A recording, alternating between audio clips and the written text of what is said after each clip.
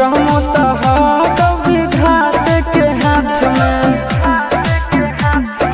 कन्हैया से मिला जैते हमारा तो मंगल दियल कान के है याद सोना, मंगल दियल कान के।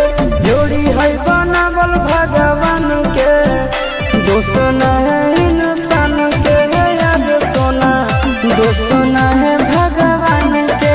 जोड़ी है बनावल भगवान के, दोष न है इंसान के है याद सोना, दोष न है इंसान के।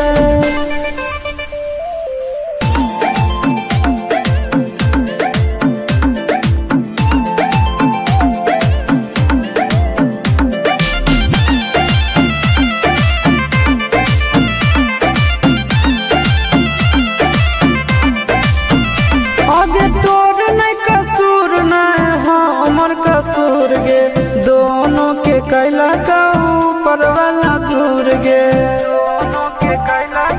ये सोना आगे तोर नहीं कसूर नहीं हमर कसूर गे, दोनों के कैला का ऊपर वाला दूर गे।